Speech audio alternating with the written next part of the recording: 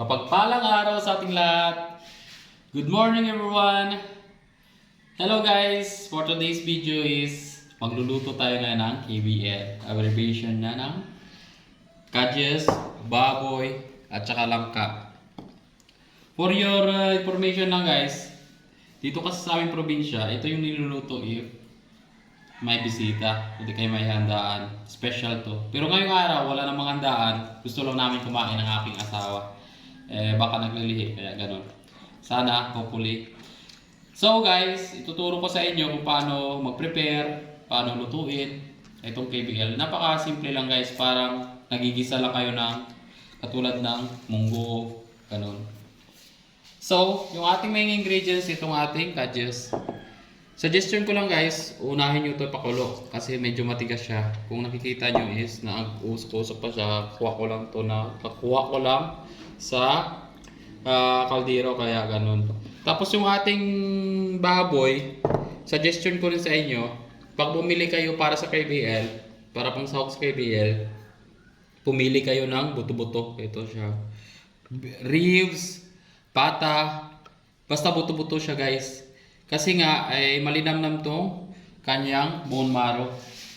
Lalabas ito mamaya pag pinakuluan ng pinakaluan. Kaya suggestion ko talaga, highly recommended na buto-buto yung kanyang pipiliin. Tapos itong langka, lalamasin nyo lang sa asin para matanggal yung kanyang dagta. Tapos yung ingredients natin, ito igigisa natin sa bawang, luya, asin, tanglad, etong batuan.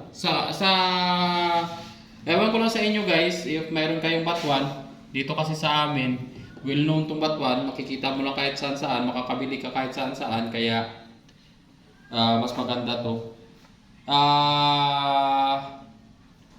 Itong sibuyas natin guys, dahwang haba na sili, at saka cubes, at saka itong ating malunggay, last na to. Kung mapapansin nyo, ating malunggay is parang tamad yung natin.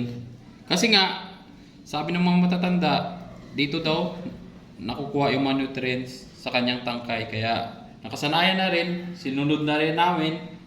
Kaya okay lang din, sanayan lang din yan. Depende naman sa inyo yan guys. Pag kayo, pwede nyo naman na tanggalin talaga sa tangkay niya. Pero sa amin, nasasanay na kami na ganito. So, tuturuan ko kayo kung paano mag-isa, magluto nito. Let's go! Ayun, nagpapainit na tayo ng kaldero. Hintayin natin na tumuyo siya bago lagyan natin ng mantika. Okay guys, kung mapansin natin is tuyo naman siya. Kaya maglalagay tayo ng mantika. Medyo ramihan natin guys, half a cup.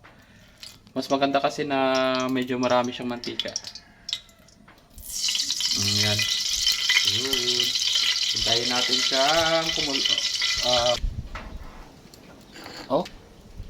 okay, mainit na siya. Lalagay na natin tong luya natin.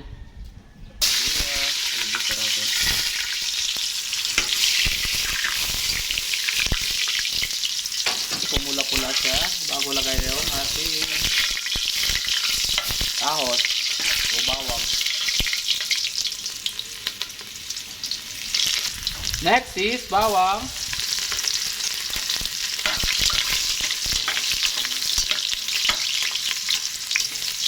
Sibuyas.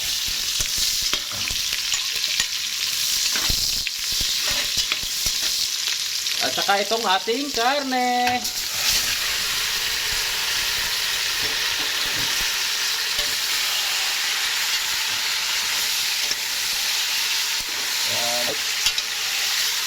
Bale, igigisa natin to, takpan. Hintayin natin tumuyo.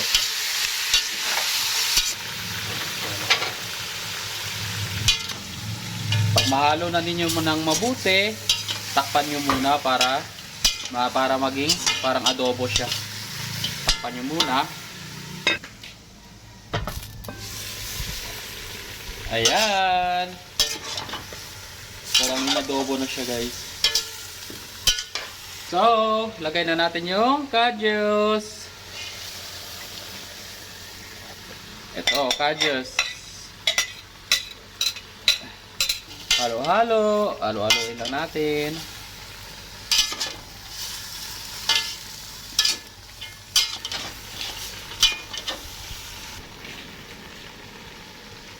Yun. Dagdag na tayo ng tubig.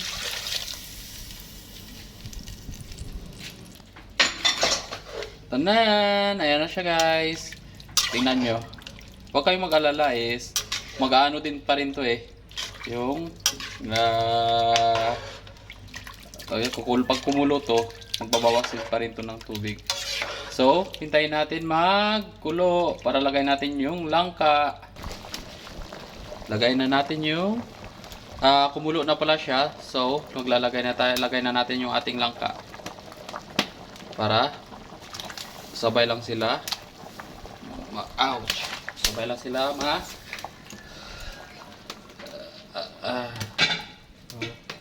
at kulo. Kaya lang para sabay lang sila lumambot ng karne natin. Okay naman siya guys eh. Yung ating langka is lata. Kaya mas masarap pa nga yan eh. Yun. Lagay na rin natin yung tanglad. At saka yung asin. Yun.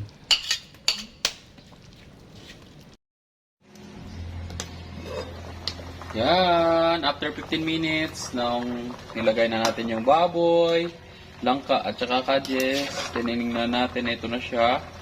So, sabay-sabay itong lalambot.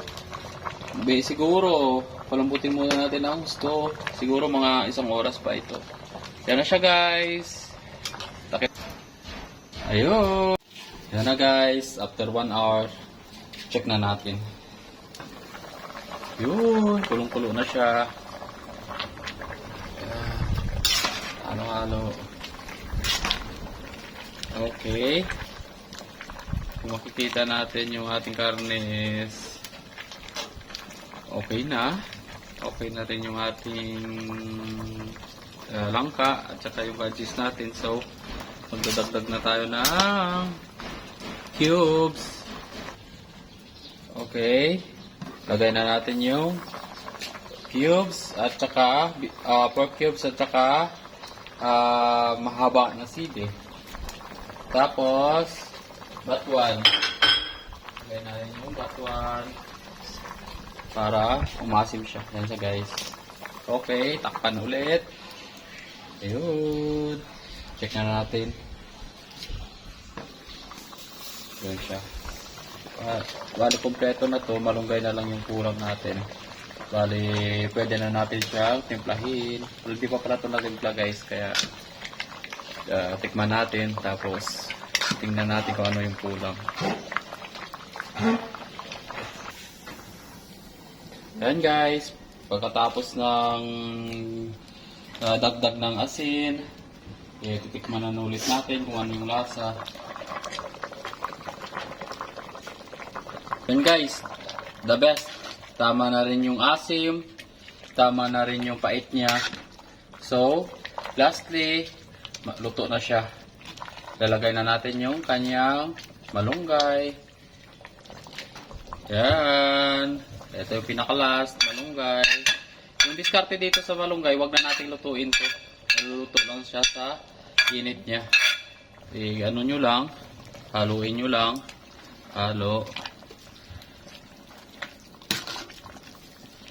Haluin nyo lang mabuti.